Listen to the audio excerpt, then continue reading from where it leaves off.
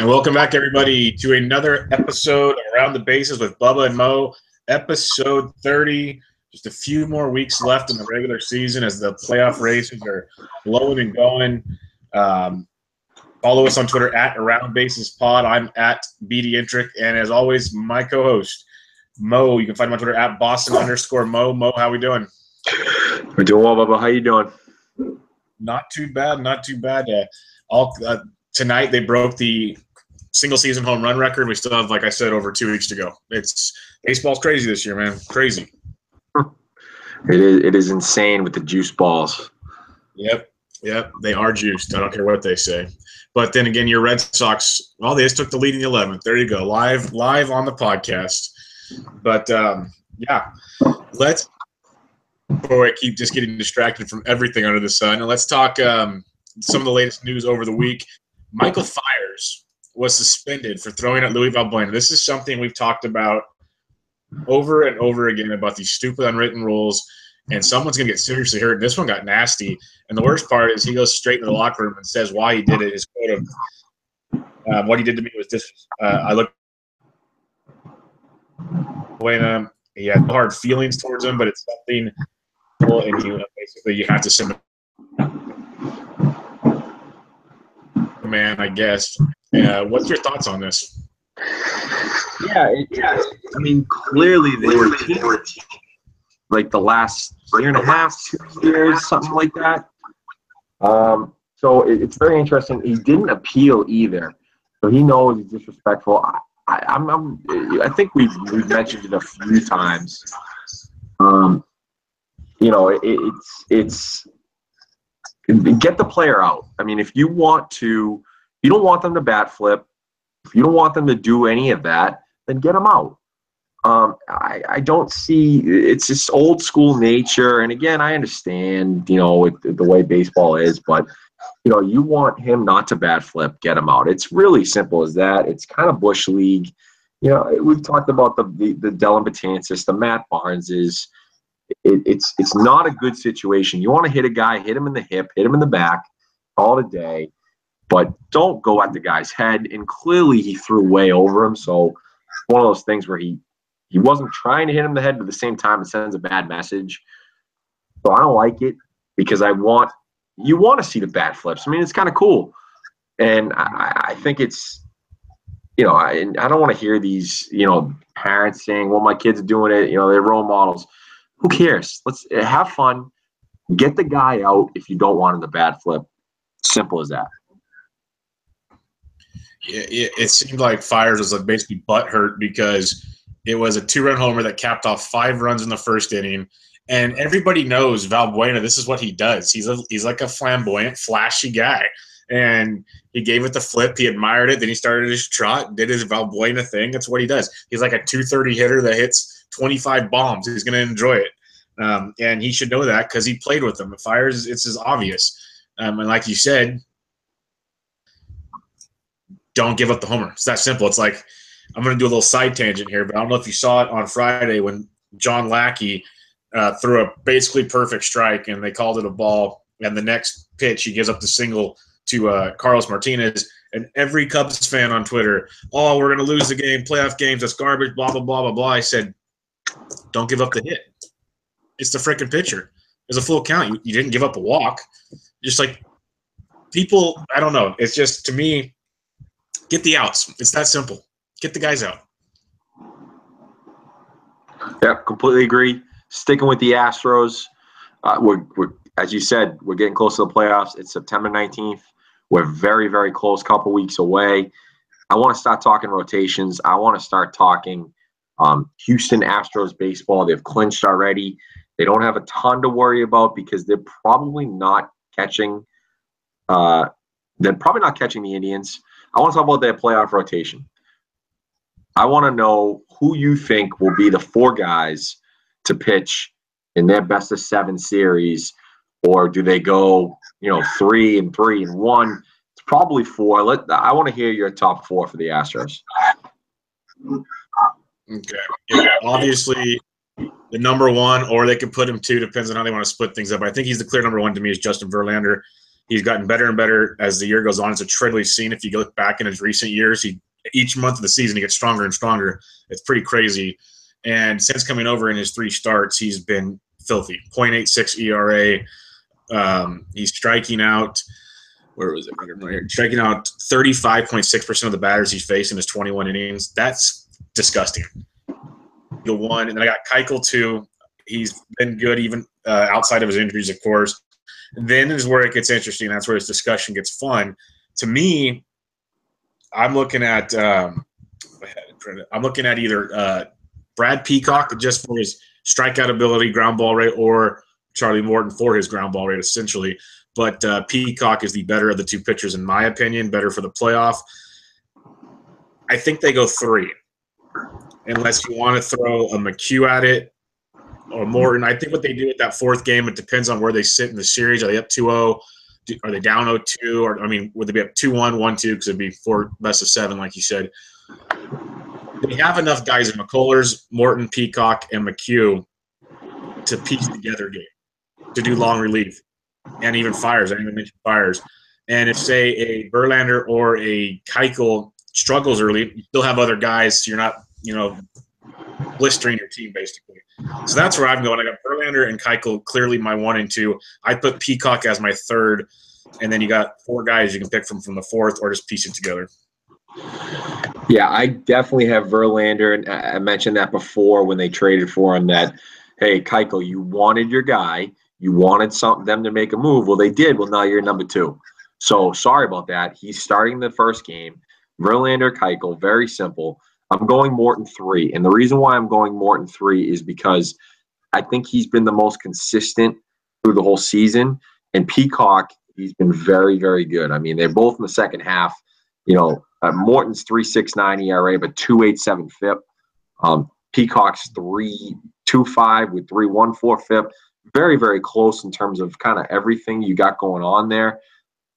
I've got Verlander, Keuchel, Morton, Peacock, and then you have – I'm not sure – it's very interesting to see because we mentioned Fiers at the beginning was kind of a daily fantasy, hey, we're gonna stack against this guy for the first 2 months, and then he had like a I don't know 6 to 8 week stretch where he was awesome and he got everything back, and in the second half he's kind of come back to that. We're gonna stack against him. He's not starting very well, and then McHugh came back and was okay. So I think there's a possibility that Fiers could actually miss out on the entire. Maybe not the entire postseason, but at least the first series. Mm-hmm. And I think one thing to mention too is in terms of a 3-man rotation, they're going Thursday, Friday, off day Saturday, Sunday, Monday. So you got 4 games in 5 days. It's going to be a 4-man rotation. And I think that's the one thing to focus on there. And I was hoping, when I went to look at this and I'm like, I think McHugh and Fiers have been okay. So you can throw Peacock in and have him and Davinsky be the kind of long relief righty Andrew Miller or Aroldis Chapman guys, but the stats just don't point out there. So I think Peacock will get in that rotation, will get that 4th game, and you'll see Morton in that 3rd game. And a couple other things to mention where they can play games with it is this is where that – what still I think is a horrible Liriano trade, at least that gives them a lefty guy out of the pen because they have no one else really. So they're going to need him in the postseason. And the biggest thing is I think, like you said, Peacock, Morton, McHugh, whichever ones get left out of the mix, they're going to be huge in helping Davinsky get to Giles because the rest of the bullpen's been really suspect. Martez wasn't that great. Gregerson's been scuffling. Even like Will Harris, those kind of guys, they haven't been lights out. So they need to get to Giles, who has been filthy, especially the second half of the season. He ERA below 2, I believe, the second half of the season. Very, very good. That's what the guy they traded for last year. If you can piece it together with these guys that can go 2-3 innings, not worried about matchup situations, that's going to be way, way, way better than what happened last season to them. Yeah, I completely agree. All right, let's talk a little bit of prospect action here. We've mentioned a lot of names we're going to talk about now, but a recent article by Jonathan Mayo came out. Some of the top prospects, top hitting prospects that had really great years and, boosted them up their rankings lately. Mayo and Callis and all those guys came out with their end of the minor league season updated rankings. So this is kind of a hitter's version of it. What was your takeaway from some of these? Because I got one big thing, but I want to hear if it's yours as well. Well, I think the two guys that jump out that everyone will know is obviously Ronald Acuna, who played literally almost at every spot for Atlanta, high A to double A to triple A, and crushed every part of it. And he's 20 years old. He'll be in the majors next year, and it's going to be 19 now, but going to be 20 next year. I mean, he's going to be just incredible, and it's going to be awesome to watch next year for that team. And the other one is Rhys Hoskins. We all know about him and what he's done over his first month and a half of his baseball career. And it's no joke what he's done. It's not like we talked about Aaron Judge in the first half where he was a little bit, he was great. But some of the peripherals, his BABIP, his ISO, we knew it was going to come down a little bit. His average was going to strike out a little bit more. Hoskins has kind of been just fine. I mean, obviously his ISO is way high. He's not going to hit this many home runs. It's probably not going to happen.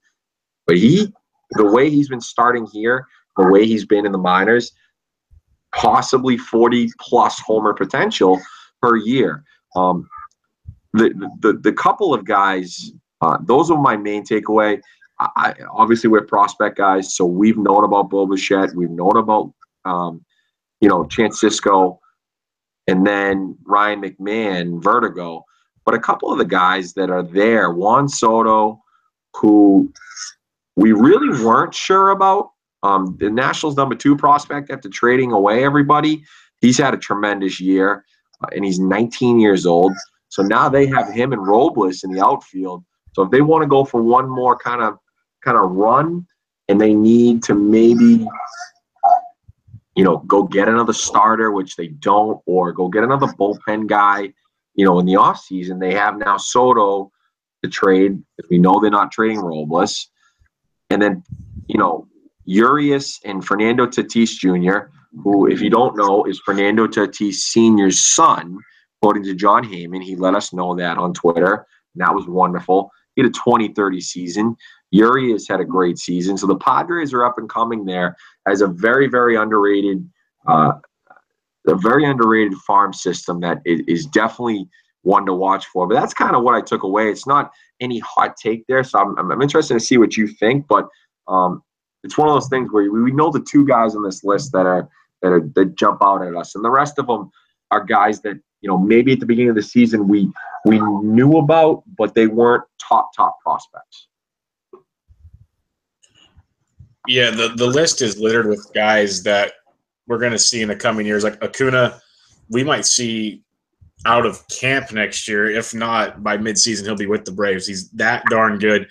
I interviewed a guy yesterday who is a prospect guy. He does research for all this stuff, and he actually compares his tools, and he says it's a big push, but says he's so young as possible. He compares him to a mini Mike Trout, which I thought I'm like that's steep, yeah. But if even he's like 80% Mike Trout, that's Hall of Fame. I was going to bring up that name, but I didn't want to put it out there. It was one of those things where if you look at his, and I kind of looked into this real quick and said, well, I'm going to start. I might as well start the blog now and write about the comparisons from Trout to Acuna. But I was like, it might be reaching a little bit. But yeah, I completely agree with you.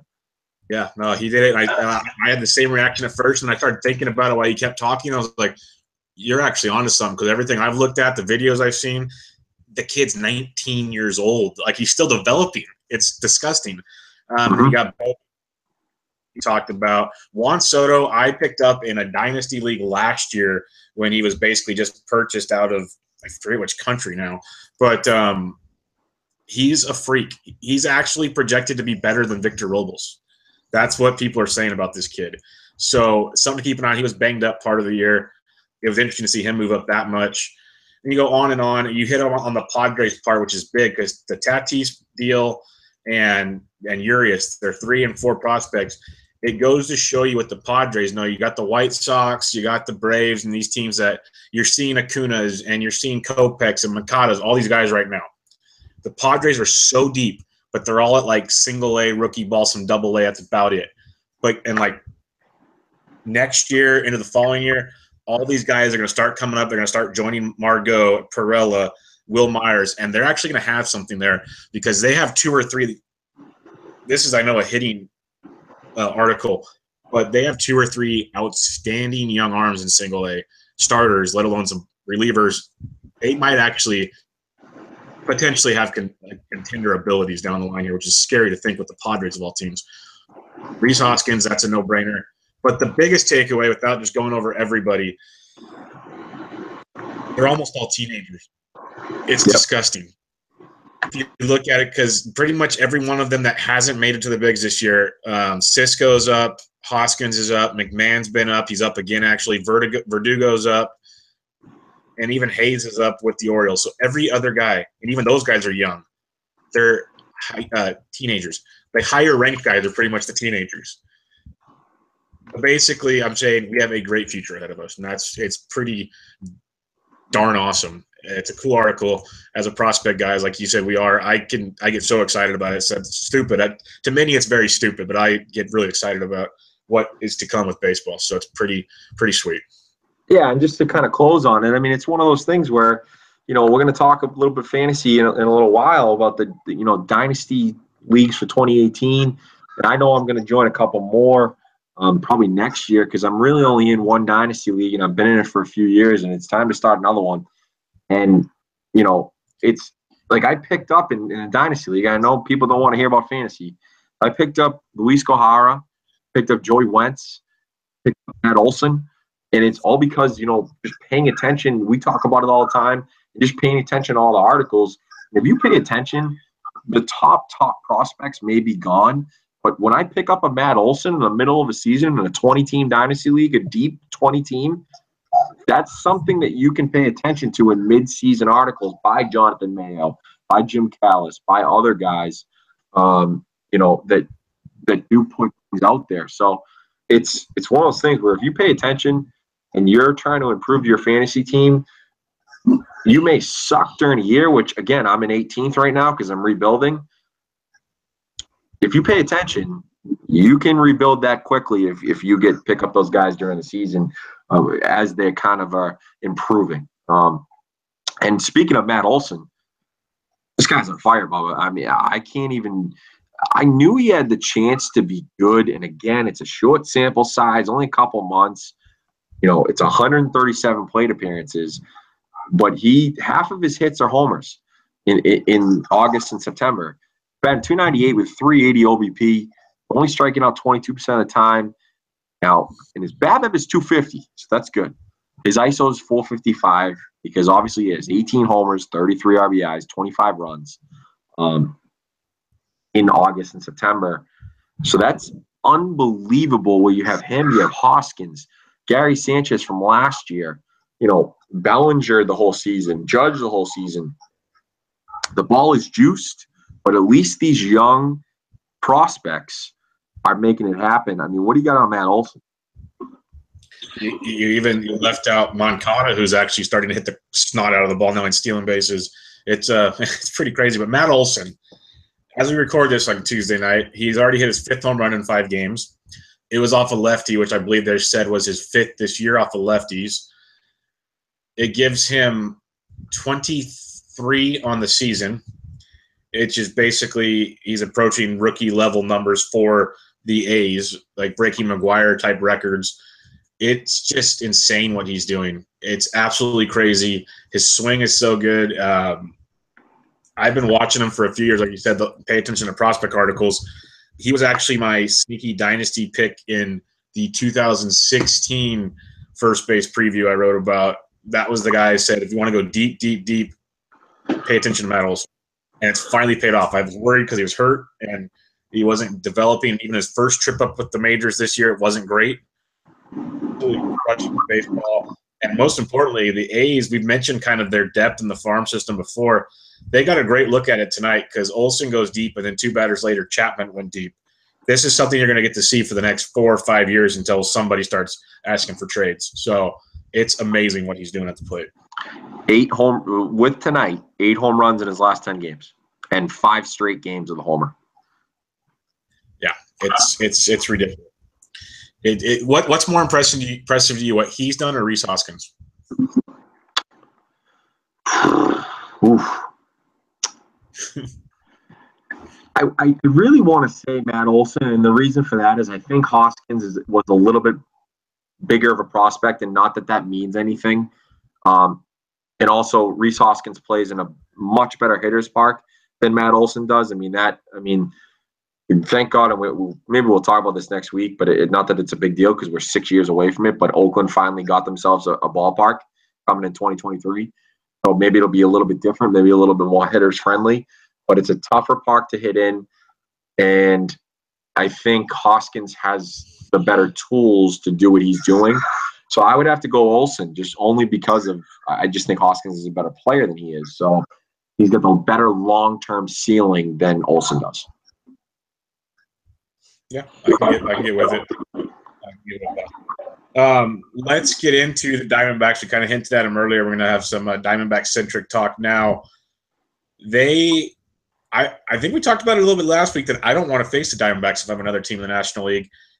And there's an article that's proven they are potentially the best team in the National League, especially for the sabermetric people out there that believe in wins above replacement, or can't remember what it's called for the teams now. But it's pretty crazy what they've done, and it all starts with that starting pitchers. What do you got on this piece? Yeah, so it's total wins. It was on SB Nation, the Arizona Snake Pit, whatever they call it. It's total wins above average. And if you go by the top 6 teams in the NL, you had Arizona at 18-9, LA Dodgers 16-6, Washington Nationals 16-2, and then you kind of go down to the Cubs, the Rockies, the Brewers after that. This is obviously not the best metric to go on, but if you look at it, and I know we talked about it last week, I know you think very highly of the Diamondbacks, as do I. I think their pitching is very underrated. I think obviously the Indians are the stars in the AL, and I think it's they're head and shoulders above everyone as long as the pitching stays healthy. I think the Diamondbacks, let me put it this way. I don't think the Yankees or the Twins or the Angels can be a wild card threat and beat anyone in the AL. I just don't. I really don't. The Diamondbacks, we're talking something different here. I really believe that. They're deep in the rotation. They've got a very good bullpen because Rodney's been much better after the first 2 months of the year. Archie Bradley is an X factor. I love that team. JD Martinez, Paul Goldschmidt. Lamb has come back to earth, which we all knew was going to happen. But I love that team. And there was another article in The Athletic about Torey Lovullo, which I read it at work the other day, and it started to make me cry a little bit because of what could have been with the Red Sox if they just had some balls and fired Farrell and had him. They've got a great program there. Go read the article if you have The Athletic. It's on there. I think Ken Rosenthal wrote it. He's got a great program there. They are a legit contender. I would bet them to win the World Series in terms of their value, probably before the Cubs, before the Astros, before the Red Sox, and maybe even my Dodgers, because I just think that the value with them is there. Now, granted, they got to beat the Rockies, but the value's there, Bubba. Yeah, that's the crazy part is they will still have to play to get in, even though they're going to be better than pretty much any team out of the Central. And if you believe in all the sabermetrics of the world, they're better than anybody in the National League, and they have to play to get in. So a whole other debate at times, but it seems like every year it comes down to why don't we just take the 4 best teams or the 3 best teams or whatever instead of, one from each division. I get why we do it. I support it. But at the same time, you see situations like this, and you're like, I could see the argument. So, because that would be a shame if in a one-game playoff they went home. But that's the way it works. Next time, win more games type things. Just like, don't give up the hit. So get it done. And I think they'll be very scary. It'll be interesting, though, the format or not. It used to be you couldn't face your same division in the opening round. Did they change that or no? Oh, yeah, of course. Because of the wild card that you can. So the Dodgers, obviously with the best record, they will face one of these teams. So they will go right off the bat and face probably the Diamondbacks until, as a segue here, the only guy that can stand in the way of the Diamondbacks is my guy, John Gray. And he's had, since he came back, he started off a little bit slow.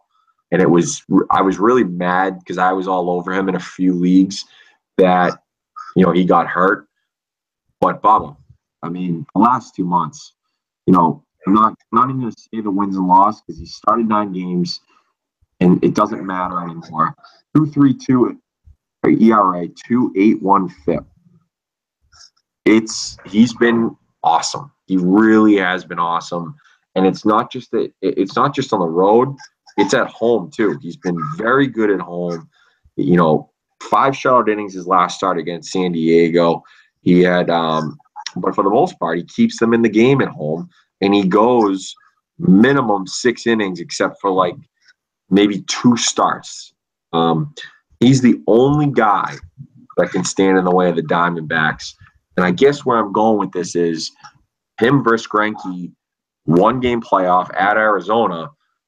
Who do you got in terms of that starting pitching right there? I think it's an easy answer in terms of right off the bat. But if you look into the stats a little bit and the stuff of John Gray, a little bit tighter than we think.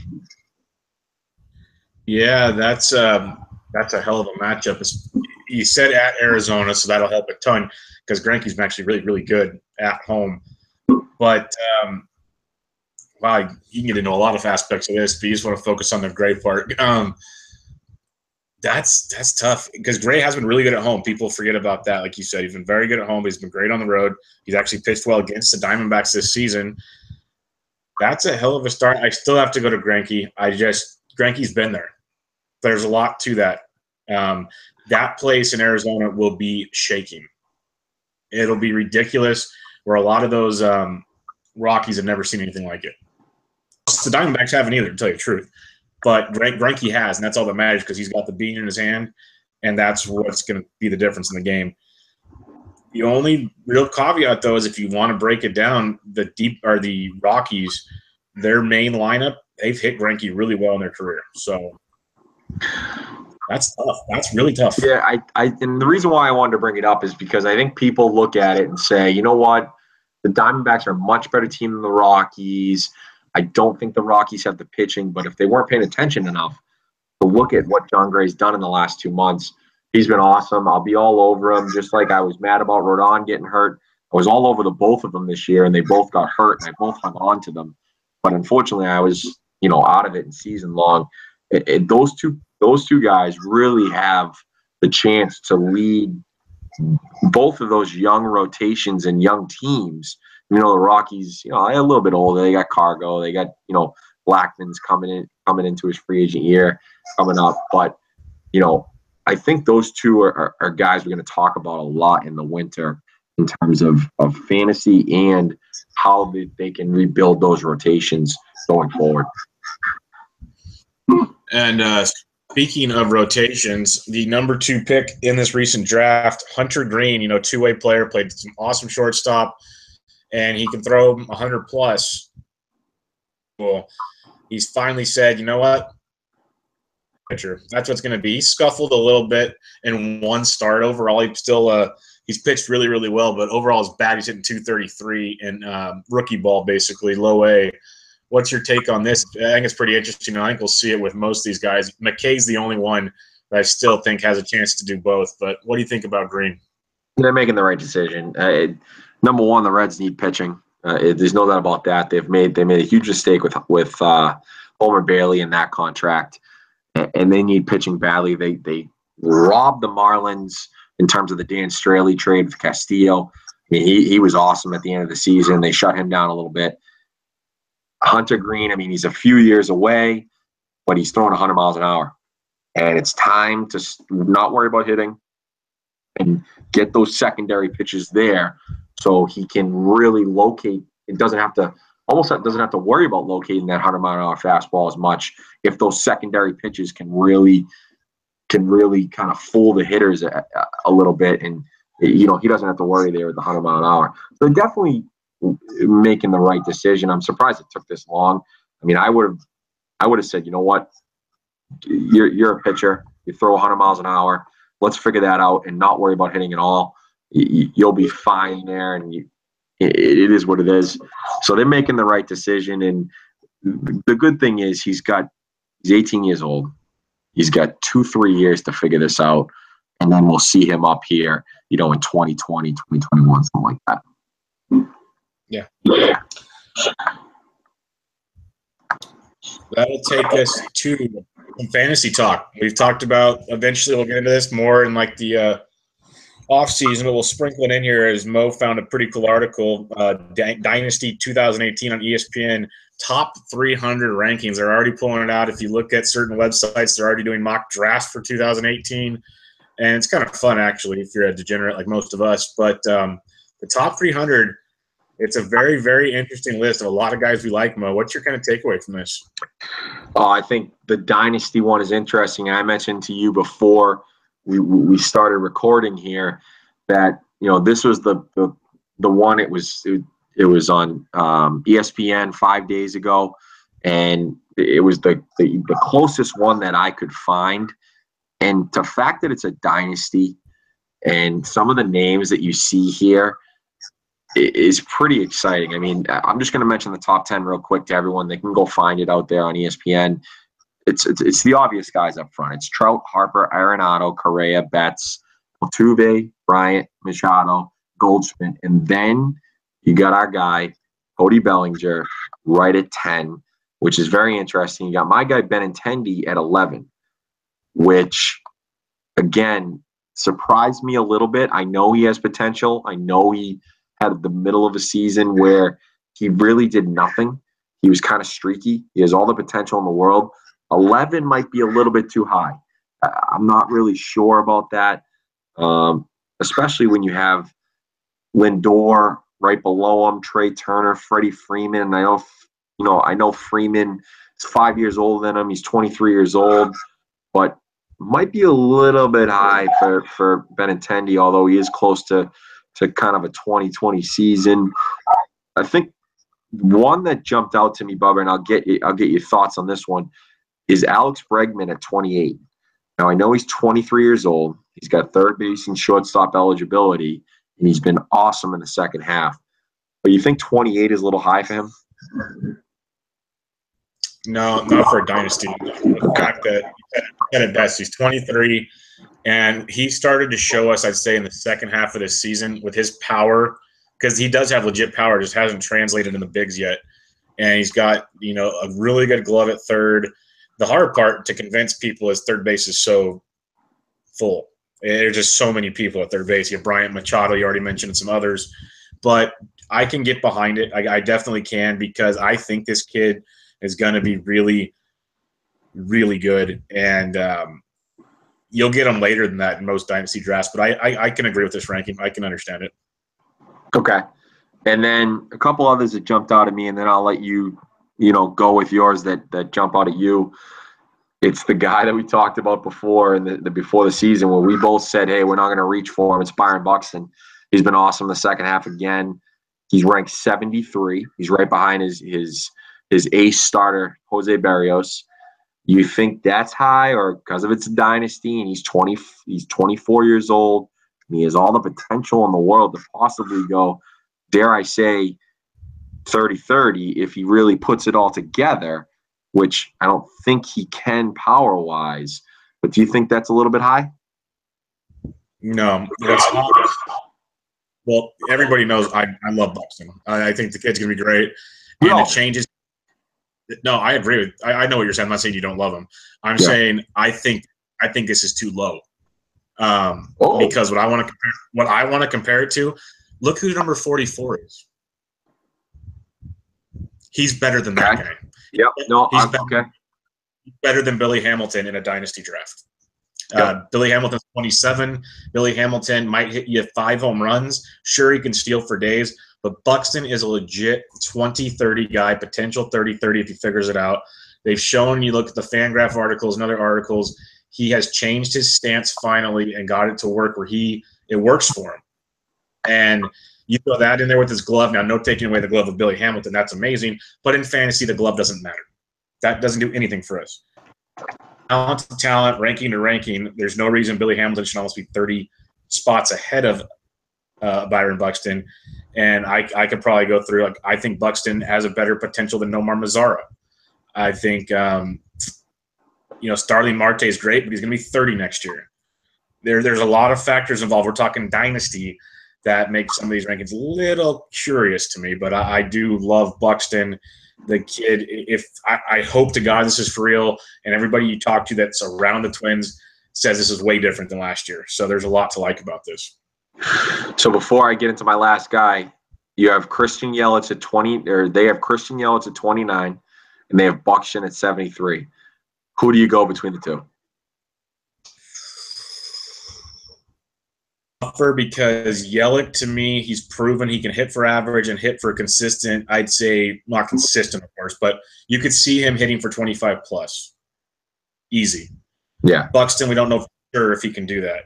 And in that lineup, if you keep the Stanton around, and there's a lot to – and the other thing with Dynasty is you got to think about you're keeping these guys, but you already talked about the Marlins. They might trade Stanton, and that could hurt Yelich. There's no protection left. You got Ozuna. They might get rid of Ozuna too, or they might trade Yelich to Philadelphia, and now he hits 35 homers. Right, exactly. I was just going to mention that. So I just thought it was interesting that you had Yelich that high at 29, whereas if you believe in Buxton, then just go ahead and wait on Buxton for another 2-3 rounds, whatever it is. And then my last guy, Bubba, that I'll shout out to you, and then you can kind of throw it right back to me. Rhys Hoskins is 82, okay? And it was just funny to look at it. In his previous rank, it was like 260, which tells you how hot he's been and the last time that they've actually done this. So he's gone from 260, which is basically saying he hasn't been up here. We'll take a chance on him. Now he's 25 years old. He's at 82. It says he has outfield and first base eligibility. I guess you've got a couple first basemen above him with Matt Carpenter. Josh Bell's above him at 62. It seems, and we all know the way people go with end of the season as prospects, people are going to take him much higher, don't you think? Unfortunately, yes. I think this is the right spot for him. I could listen to an argument to move him up, and I'd agree with it. Past Matt Carpenter, no problem with that. You can put him up there. I'd even go past Josh Bell. I think Josh Bell's a good ball player, but I think Rhys Hoskins is legit. You look at his numbers through the minors, he's not a big strikeout guy. He hits for 280 to 300 average all throughout the minors. The power is crazy, especially in that ballpark. People will reach for him because it's the latest thing they saw. But personally, here's a hot take for you. I'd rather take Rhys Hoskins than Aaron Judge. Okay. This is something we will revisit for sure. I want to hear more hot takes from you on this list. I gave you the couple guys that I thought to throw out there in terms of young. Do you have any guys to throw out there? Yeah, there's one that stood out to me at first. Number 35, Jose Ramirez, who is an MVP candidate. Some might say he is. He's only 25. One thing that I love in fantasy is he's multi-position eligible. This kid can do it all. Do you think, you got guys like Bregman ahead of him. You got Anthony Rendon, who's been playing great, finally putting a year together. Even Corey Seager, who I'm not a big Corey Seager fan. Where do you feel Jose Ramirez should be on this? Oof, it's really, really tough. I think it's interesting that Bregman is ahead of him, granted only, 7 spots. And you mentioned Rendon. Rendon does have a tiny, tiny injury history. Miguel Sano's up there too ahead of him. Same with Corey Seager. I think with Ramirez, if he does get, he's going to get third base, second base eligibility, I would take him over Bregman. I would, just because, he's got that potential. He's having a great year in terms of sort of everything. I mean, there's nothing that he has not done this year that would shock you. I mean, it really isn't anything. And in Bregman, the one thing about Bregman that I think folks don't realize is that unless you're a prospect guy, you don't know about him in the Astros lineup. You're talking Springer. You're talking Altuve. You're talking Correa. Could be even talking McCann if you don't know. But Ramirez does everything. 314, 27 homers. He's 15 stolen bases. So he's close to that 20-20 range. It's tough. I think I take him over there. I think I probably take him closer to.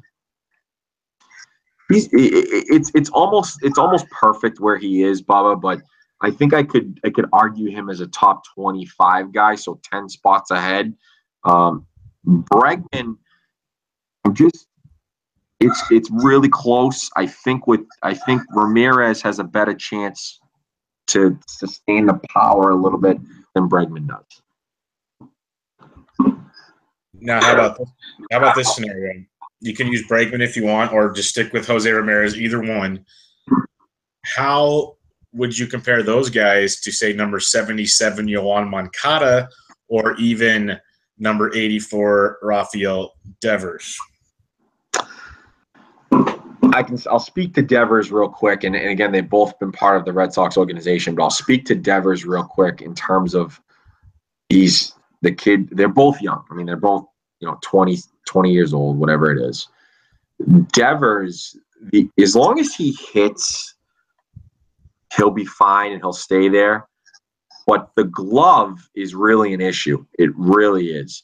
And the only thing that may help him next year is that Hanley Ramirez has an option that will vest if he gets 1,050 at bats, I think it is, from this season and next season. And if he sucks like he sucked this season, Devers is going to see a lot of time at DH, especially if they sign Nunez. So that's the only thing I'm worried about with Devers is if he goes into a long slump and they decide, hey, let's send him back to AAA, let's let him fix it a little bit. Because of his glove, he could be gone there. Moncada, he's on a team that's not supposed to win. There's no pressure. He's going to strike out a ton. We know that. But all the tools in the world, I'd go Moncada over Devers. I think in terms of Moncada over Bregman, I still think you take Bregman, because I don't think he's going to strike out as much. He's not going to strike out as much. But Moncada has a higher ceiling than Bregman does. So you could probably, in a dynasty league, go ahead and wait on Moncada and still be okay with it rather than take Bregman. I know you might take Moncada over Bregman is what you're getting at here. Well, I wanted to segue. This will be the last thing, and we could save this list for the off season. We can definitely go real deep into this. What I wanted to tell you to make you happy, because that's the nice co-host that I am, is the guy I interviewed yesterday that compared Acuna to Trout. He lives up by you, and he went and saw Devers a lot in the minors, and Devers hit one out of the stadium one of the games he was at, and he scouted him for a while, and he compares him to Miguel Cabrera. That's the hit tools he has. So that's something to think about there. And that Chavis kid that's going to the fall league, they're going to play him at first base in the fall league, so Devers can play third and he can play first. Devers, I don't think, is DHing anytime soon. No, I don't think so either, but I was more making a point that, like, if for some reason his glove does suck that much next year, they can get him out a game or two and get him at bats at DH, because Hanley just isn't here. I don't know where he is, whether he's back in Miami. I don't know where he is if he's not here.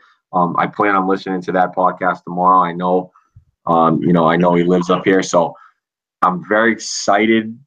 I'm kind of, and we'll talk about Chavez or whatever in the off season a little bit when the fall league gets playing. But I'm just hoping he's not a 1-year wonder. That's what I hope, because that's kind of what he is right now. We'll see what happens there. Yeah, it's a very interesting list that we definitely need to revisit, because there's a lot of different angles we can take on this thing. For sure. I mean, the list is insane, and I wish I got to get more in depth in it, but I looked at the top 100 and that was it. But I wanted to revisit something here that we haven't looked at for a few months now, and that's our over-unders that we did. I think it was like, I don't know, Bubba, was it a month in or something like that? It was a month and a half in, maybe. Something like that. Yeah, we gave about 10 of them out there.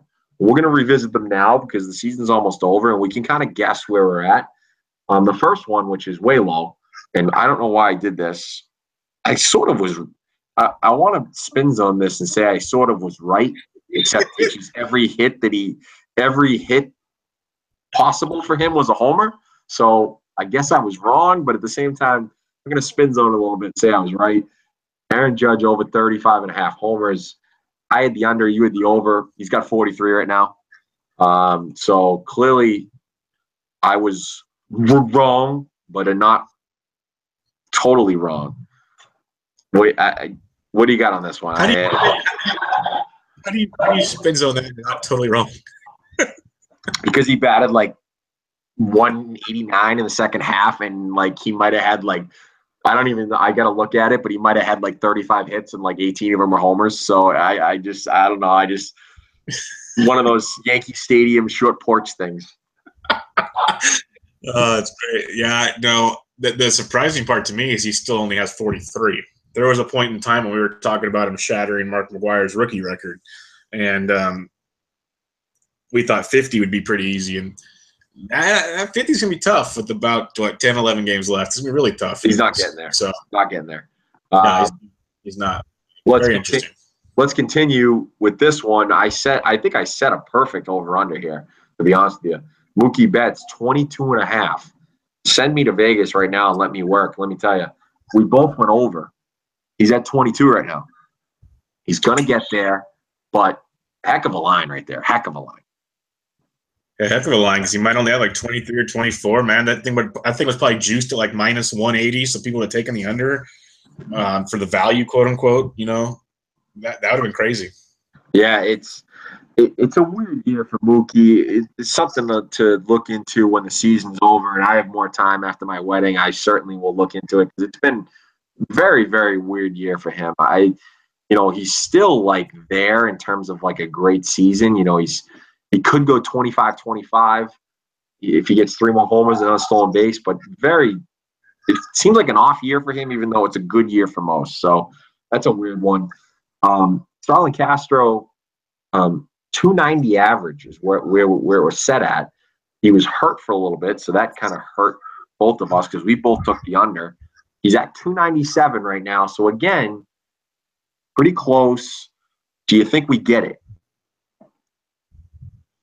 Yes, since he's come back from the DL, he has not looked good at all. So I'm gonna stay positive, and if he struggles, it helps you out. So I'm pulling for the Red Sox on this one.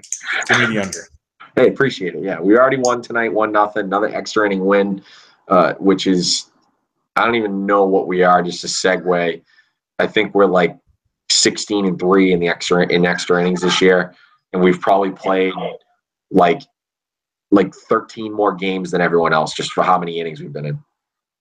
I saw the stat last night. They have the highest winning percentage in extra inning games this year, only in front of the Orioles. You guys have played ridiculous amounts of games.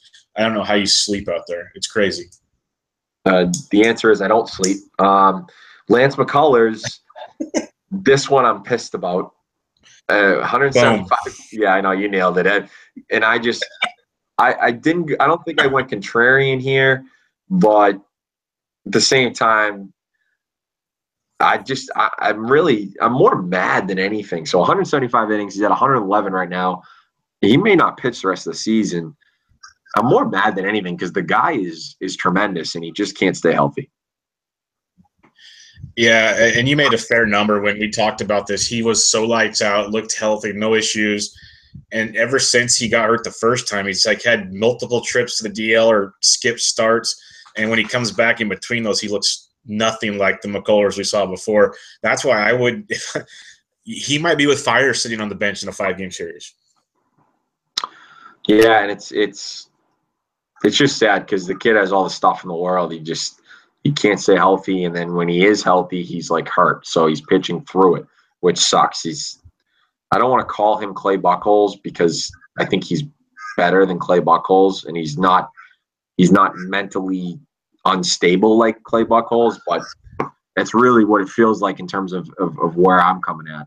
The next one, Michael Pineda, 4.00 ERA. I went over. You went under. He finished the season at 4.39 before he got hurt. So I took that one. There's not much really to say there because he was trending way up. Yeah, but he got hurt. It's like the whole McCullers thing, right? Yeah, but I didn't spin on the McCullers thing. I spins on the Judge thing. So he was trending high. Yeah, that was a bad call. This one, again, another decent kind of line, 30.5 for Ryan Zimmerman for homers. We both went under. He got the 33, and I think the main reason we both took under was because we thought he was going to get hurt. Yeah, that was exactly what it was. We thought he'd spend a month on the DL, and he didn't. And the crazy part is we thought he'd regress in a lot of ways, and sure he did, but he's still hitting 301, which to me is a hell of a year for Ryan Zimmerman. Like, really impressive stuff. Yeah, I think at that point he was batting like 350 or something like that. So he did definitely regress in that one. I guess we should have done the average instead of the homers, but, to each his own. Eric Thames, this one was easy in terms of average. We set it at 290. I think at that point, Bubba, he was batting like 380. So we set it real low in terms of what he was doing. We nailed that one. He's 242 right now. This one, we were close again. Well, I was close.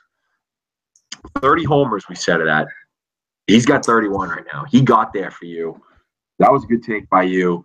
I didn't think there was any chance in it. At one point, you had to be scared. Yeah, it's because he caught fire like the last couple of weeks, basically. The last three are kind of easy, except for the Billy Hamilton one where you set it at 50.5, and I kind of laughed at it, and you were like, yeah, it's probably kind of low. He's only at 58 right now, so he really didn't get there. He's under 299 OBP, 248 average. Really slowed down a little bit. That was kind of surprising to me when I went to look at it because I hadn't been focusing on him because I don't own any of Billy Hamilton. And I don't play him a ton in daily fantasy when I do get to play. So it was kind of surprising to me that he was only at 58. Well, the other part is he has also been out for at least a week now with a broken hand. He'll be out probably the rest of the year. Okay. So he probably would have got to 70, knowing him.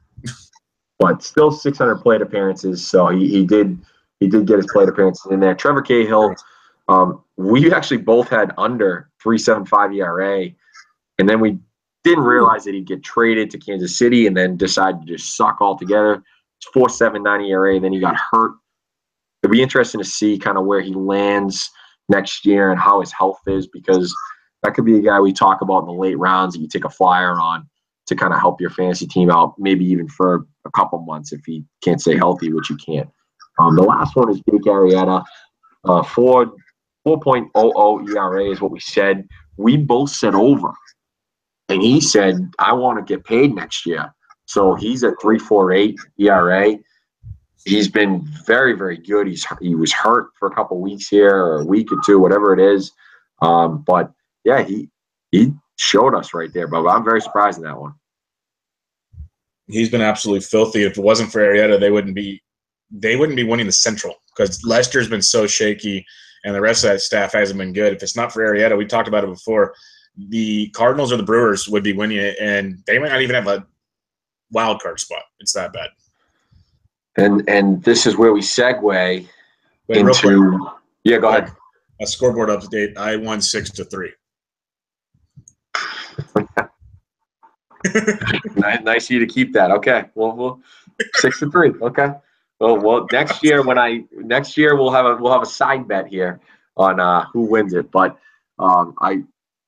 Now I'm all flustered here. I don't know what to say. I got crushed because I got spin zoned into a couple of those. But rank the playoff rotations here, Bubba. We'll segue right into that, as we just mentioned with the Cubs, how they're kind of reeling a little bit. So I've got all the teams here. I got the Indians, the Astros, the Nationals, the Dodgers, Cubs, Diamondbacks, Rockies, Red Sox, and then the Twins / the Angels. You can kind of go where you want there. I mean, I think those two are kind of at the low point anyway, along with the Rockies. But I want to hear, give me your top 5 out of these teams in terms of playoff rotations. Okay, my number 1 is the Cleveland Indians. That rotation, you got Kluber, who I'm sorry, but the last month he's pulled away from Chris Sale, in my opinion, and Cy Young. He has. He has been so good. If in baseball, I always say there's no such thing as a given or an automatic or anything. That's the closest you'll find an automatic right now. It's bananas what he can do on the mound, and he makes it look so easy. And then you back him up with Carrasco. And then Bauer, who's pitched well. Clevenger's been outstanding the last month and a half, pitching well again tonight. If Salazar can figure it out, the depth of that rotation of talented guys that can strike out everybody. Plus, we know how Tito can use the bullpen, which is amazing with Shaw and Miller. And I'm totally blanking on the closer now. It's killing me. Cody Allen. It's Cody Allen. You just asked for rotations, but the Indians, by far and away, they are my number 1.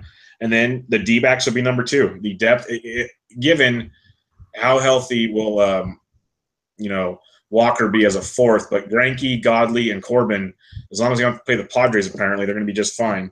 So I like that right there. Interesting, because you can kind of make arguments for a lot of it. You probably still have to go Dodgers, even though I think a lot of their guys are a mess, but you got Kershaw and Darvish at least 1 and 2. And then the Astros with McCullers, Verlander, I might have them ahead of the Dodgers. They're kind of like a 3 and a 4 tie for me, 3A, 3B or something. And then if you want to go with the 5th, that's tricky. I would almost have to – I'd go to the Nationals with Strasburg and Scherzer. I don't like Gio. I don't trust Gio. I don't trust Rourke. But Gio has been really good. I go Nationals 5. So I go Indians, D-backs, Astros, Dodgers, Nationals. Okay. Very interesting. I think one thing that's different about the playoffs, and I think you can appreciate this, is if you've got that top guy that can do it, you kind of lean them over anyone. I mean, you saw it with Bumgarner. He won you that World Series against the Royals a few years back. Easy Indians, number 1. I completely agree with you there. I agree with you that the Diamondbacks are probably 2. But I think the Nationals, because they have Scherzer and because they have Strasburg, they're really like 2B. I think I just think that those 2 guys up front, and like you said, Gio's been great as a number 3 this year. I think when you have Strasburg and Scherzer in terms of their potential, they are there. So I would probably put them and the Diamondbacks, at 2 together. And then is where it gets tough. Okay. You got the Dodgers, you have Kershaw, and I'm worried about his back. I really am. Mm-hmm. And I think in terms of depth, I know I just said he got that guy that's done it, but Kershaw had trouble until really last year. Not that he was bad, but he wasn't the guy that you see during the regular season. So I'm worried about that back. I'm worried about that. And then you have Darvish, you have Hill, you have Maeda, you have Wood, all the potential in the world, but have they done it? And the answer is no. So I go, and not that Morton and Peacock has done it, but Verlander has done it. Keuchel, I believe, has had 1 or 2 starts. He's been okay. So I go Indians, Nationals, Diamondbacks, kind of same thing sort of there. And then I'm going to lean Astros because I think they're a little bit deeper and it might be a little bit controversial. And then Dodgers. And the only reason I think I would have Dodgers over Astros, I'm really worried about Kershaw. I'm really worried about that back. And he hasn't been as dominant as he should be in the postseason. They've got those guys. And just let me make this next point about my team, the Red Sox. They have all the opportunity to be better than most of those teams. They really do. Okay, and the reason I say that is if Sale can decide to be Sale, and then you have Pomeranz, who's been fine and been great. He might even finish top 7 Cy Young, which is possibly the upset of the year in the AL. And then Erod has all the potential in the world, but he's a little girl. He's a kind of a mental midget in a way. He really just there's something going on in his head where he can't pitch through things, and he has all the tendencies. And I mentioned them before of Clay Buchholz, and it stinks. And then there's the David Price thing. We have to watch out for our favorite segment in the world. He's pitching out of the bullpen now. I want them to start him in a postseason game so bad this year. It is insane. And it's one reason to laugh at it. And the other reason that I think he's probably our third best pitcher, even hurt. Because Porcello's been blown up. And like I talked about Erod already, I had to get my Red Sox. Huh? What about Fister? Oh, it's insane. I tweeted about it last night. They've been talking about Fister on sports radio and locally how Fister should probably be the number 3 starter in the playoffs. Stop this nonsense. You're gonna take 6 or 7 starts of Doug Fister in in the summer in a row. You're gonna take that and say, hey, yeah, he's the starter. He deserves it. Well, he's 8-1. His teams are 8-1 in playoff starts. That's what they've been saying in Boston sports radio. No, get Fister out of here. Look at the sample size, folks. There's a reason why he was dropped by the Angels and whatever other team dropped him this year. He stinks. He's not good. But yeah, I had to mention my Red Sox. Sorry to go on a tangent. And obviously, the Cubs are in big trouble. I'm just going to put that out there before we talk about it next week, probably. I can agree with the Nationals being third. I did kind of overlook their stuff there because I've mentioned Kershaw like you. That back scares me. He doesn't look right. He gets past 5 innings, he starts breaking down on him. Darvish threw well again tonight, but he doesn't look right either to me. The question I have for you, because the name I did not mention with the D-backs, I don't know how it skipped my mind, was Robbie Ray. Yep. So they can go 4 deep. So you get Greinke, Kluber game 1. You give the upper hand to Kluber. But after that, you can make arguments for most of these matchups that make that one a heck of a World Series. Pitching-wise. Robbie Ray has been excellent, and I did not forget about him. I think I'm trying to save my Diamondbacks takes for right before the playoffs start because I don't even know what I'm going to say about the Diamondbacks, but I'm very, very excited about the Diamondbacks right now. Very excited. Good, Borat. Yeah, no, I think we are. We've turned into a Diamondbacks podcast, so at that point, we need to stop